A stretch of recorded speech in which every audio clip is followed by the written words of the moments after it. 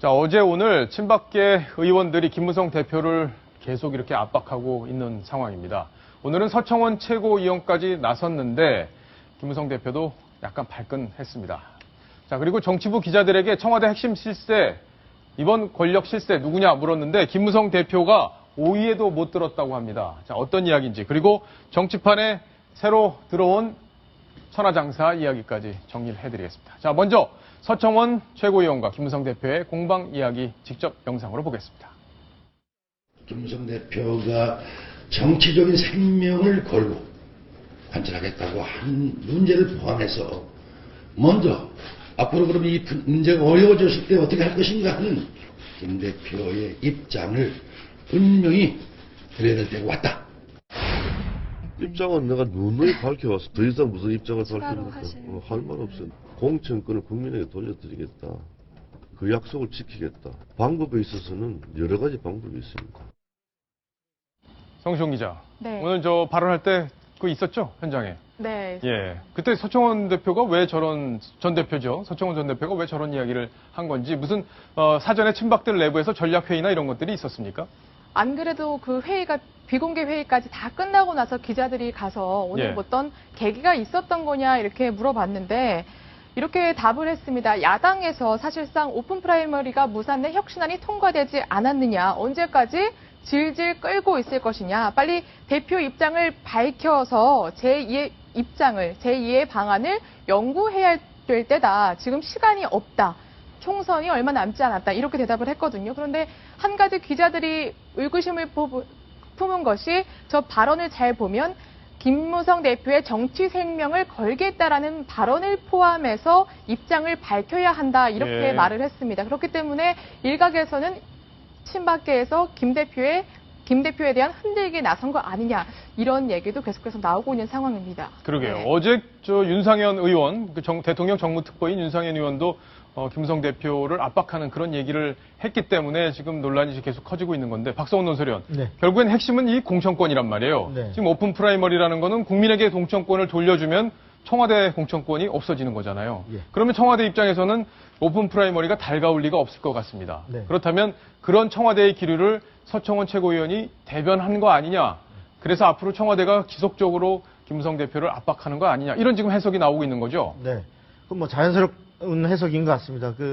박근혜 대통령으로서는, 또 친박들로서는 오픈 프라이머리를 하게 되면 그야말로 100% 일반 국민이 해서 후보를 나는 이 후보가 좋다라고 후보를 공천을 결정하게 되면 박근혜 대통령의 영향력을 발휘하고 친박들을 많이 꽂아 넣을 수 있는 길이 없어지잖아요. 그러게요. 그러니까 청와대로서는 어떻게 하든 이 오픈 프라이머리가 사실상 안 되고 전통적으로 힘 있는 쪽에서 말하자면 공천권을 좌우하는 쪽으로 결정되기를 바라는데, 지금 보면 어제 윤상현 의원이 이 오픈 프라이머리 사실상 물 건너갔다라는 얘기를 한 적이 있고, 그저께인가 또 보면 또 같은 친박의 홍문종 의원도 언론에 대고 그 얘기 저희가 소개를 했었죠. 예, 그렇게 했는데 지금 집중적으로 오늘 드디어 그 친박의 좌장격인, 그야말로 현재 당에서는 넘버 2지만 만일에 김무성 대표가 어떤 대표로서 낙마하면 그야말로 당권을 거머쥐고 공천권을 상당 부분 좌우할 수 있는 그 자리에 지금 와 있는 서청원 의원이, 이거 무산되면 당신 정치적으로 이거 정치 생명을 걸고 하겠다고 했으니까 그때 어떻게 할 것인지에 대한 입장 표명을 이제 국정감사 끝나면 얘기해야 될 거다라고 오늘 쐐기를 박는 것은 그러한 전체적인 그 분위기를 반영한다고 생각됩니다. 대통령이 배신의 정치를 심판해달라 이렇게까지 얘기를 한 적이 있죠. 그래서 이번 총선에서 대통령이 어느 정도 영향력을 행사할 거다. 특히 이 대통령의 영향력이 강한 이 TK 지역의 물갈이를 대통령이 시도할 거다. 이런 얘기들, 바로 이 오픈 프라이머리와 연결돼서 지금 정치권에서 핫 이슈가 되고 있는 그런 상황입니다. 자, 성시원 기자. 그런데 지금 김무성 대표가 뭐 사위 문제 때문에 여러 가지로 곤란한 상황이 돼 있고, 또 뭐 부친의 친일 경력 얘기도 지금 논란이 돼 있고, 여러 가지로 지금 위기에 몰리고 있는 그런 상황인데, 친박은 오히려 그걸 기회로 보고 지금 밀어붙이는 거 아니냐, 이런 생각도 좀 들긴 합니다. 네, 물론 뭐 친박계에서는 그러한 이제 의혹에 대해서 부인을 하고 있긴 한데, 정치권에서 최근만큼 이렇게 설이 많이 돌고 있는 적도 없는 것 같아요. 실상 이제 김무성 대표 방금 말씀하셨다시피 마약 사위 논란 그리고 윤상현 의원, 홍문종 의원 대선 불가론도 이제 불거졌고요. 예. 야당의 오픈 프라이머리에 이제 아버지 친일 전력 재점화까지 엎친 데 덮친 격인데 이제 기자들 사이에서는 아무래도 그 내년 총선을 앞두고 그 정부와 청와대의 포진에 있는 친박계들이 돌아오기 전에 한 번쯤 친박과 비박에 뭔가 다툼이 있는 게 아니냐 있을 것이다라는 그 관측을 내놨었는데 사위 논란과 이런 각종 의혹이 터지면서 친박계에서 이런 시기를 조금 더 앞당겼다. 예. 이런 얘기가 지금 나오고 있는 상황입니다. 그래요. 자, 김무성 대표 이 부친 친일 전력 이 논란이 좀 한동안 팔팔 끓다가 지금 약간 잠잠해진 상황인데 오늘 한 단체에서 기자회견을 했더라고요. 어떤 내용이 새로 나왔습니까? 네, 그 친일 인명사전을 만드는 한 그 단체인데요. 오늘 그 김무성 대표의 아버지죠. 김용주 전 전남방직 회장의 친일 행각에 대해서 추가로 드러난 사실이 있다면서 자료를 많이 공개했습니다. 그래요? 첫 번째로 일본 아사히 신문의 기명 광고를 게재한 것을 이렇게 직접 보여주면서 그 김용주 회장이 군용기 헌납 운동을 주도했다 이렇게 주장을 했고요. 또 두 번째로 1943년에는 진병제 실시를 찬양을 하면서 전쟁 동원을 선동했다 그런 이렇게 주장을 했습니다. 그러면서 2009년 친일 인명사전을 만들 때는 우리가 별로 자료가 없어서 거기에는 등재를 하지 못했지만 이제는 자료가 많은 만큼 등재될 가능성이 있다는 점을 내비쳤고요. 또 김무성 대표를 향해서 대권 주자인 만큼 명확한 입장을 밝히고 국민 앞에서 명확히 사과를 해라 이렇게 밝혔습니다. 네. 뭐 친일 문제는 사실 그 당시로 돌아가 보지 않으면 사실 정확한 진상을 알 수가 없고 또 이 김용주 씨가 또 기여한 바도 많다 이런 얘기가 있는데 공과를 다 같이 봐야 될 텐데 어쨌든 이 친일 논란이 부담이 되는 건 분명한 것 같습니다. 자, 오늘 김무성 대표와 관련된 이야기가 또 국정감사에서 또 나왔습니다. 바로 이 권력 서열의 5위, 이 5위 안에 김무성 대표가 들지 못한다. 이런 한 조사 결과를 놓고 얘기를 했는데요. 어떤 장면이었는지 직접 한번 들어보시겠습니다. 정치부 기자들이 물었어요. 대한민국의 실세가 누구냐? 1위가 정호성 비서관, 2위가 최경환 부총리, 3위가 이재만 비서관, 4위가 안봉근 비서관. 대한민국의 실세가 1급들입니다.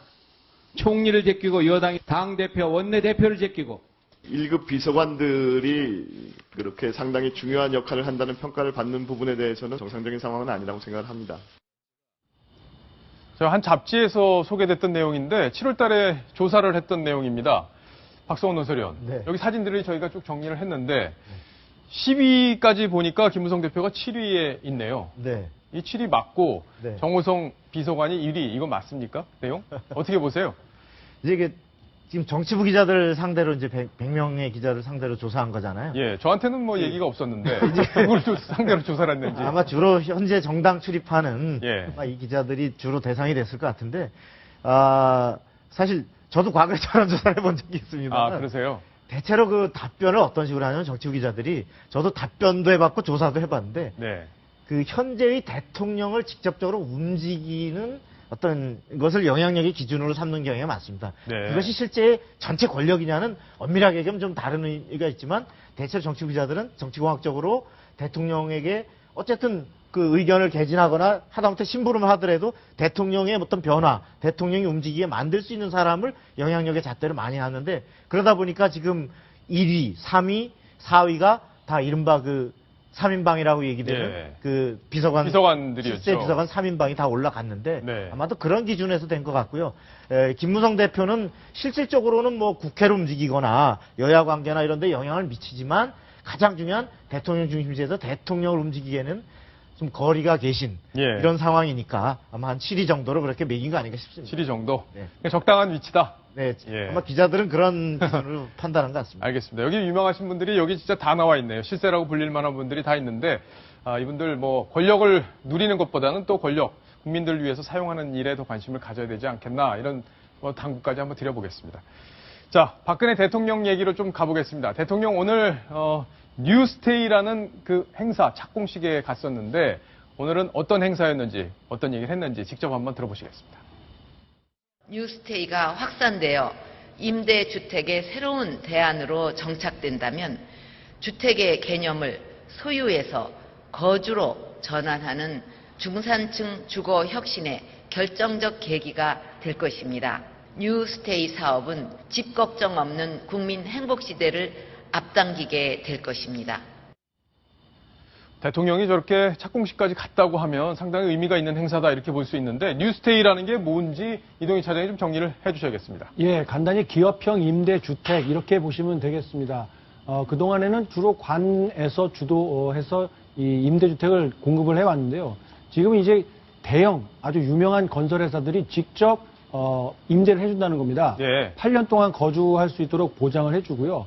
뭐 신청을 하는데 소득이나 이런 거 따지지 않고 해줍니다. 전월세 다 해준다. 그렇습니다. 예. 그리고 임대료 상승도 연 5% 이상 받을 수 없도록 제한이 되어 있고요. 이 대기업이 짓다 보니까 주변의 편의시설도 대단히 잘 만들어놨고 나중에 몇 년 지나서는 분양을 한다. 이런 조건도 그렇군요. 없습니다. 예.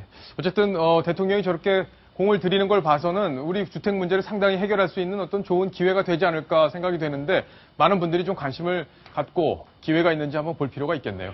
성시원 기자, 네. 다른 이야기를 좀 하나 해봐야 될 텐데 천하장사가 이번 총선에 출마를 결국엔 할 것 같아요. 네, 맞습니다. 어느 분 얘기죠? 네, 그 이만기 씨 얘기인데요. 지금은 예. 인제대 부교수로 있죠. 오늘 새누리당 최고위원회 비공개 회의에서 경남 김해을 조직위원장에 임명됐습니다. 이 자리는 김태호 최고위원이 내년 20대 총선에 불출마하겠다고 선언을 하면서 이 당협위원장 사퇴를 선언했기 때문에 공석으로 그동안 있었는데요. 이만기 씨가 이제 오늘 임명됐다는 예, 소식입니다. 그렇군요. 네. 자, 가족들이 정치하는 거 반대한다 이런 얘기를 과거에 한 적이 네. 있었는데 정말 반대할까요? 직접 한번 들어보시겠습니다. 저번에도 한번 국회의원 낙선해가지고 네. 집에서 계속 인터넷 고스톱만 하지 않으셨어요?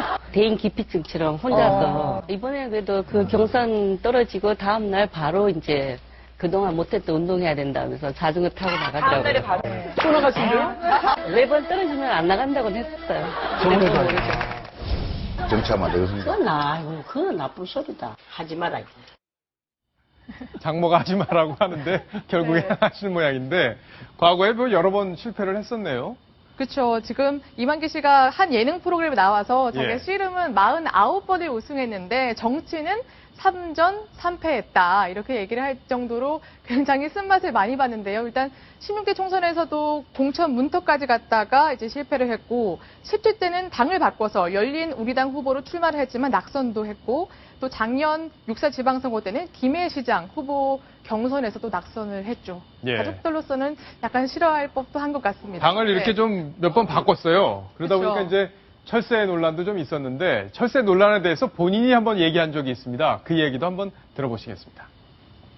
시대적 변화에 따라서 정당도 변하고 생각도 변하고 트렌드가 변했으니까 어떤 저의 가치관이 이번에는 새누리당 정신과 잘 부합되고 잘 좀 맞다고 생각을 하고요. 많은 분들은 뭐 또 철새 이야기를 할 것 같은데요. 철새가 아니라 국민을 바라보는 가는 길은 하나니까요.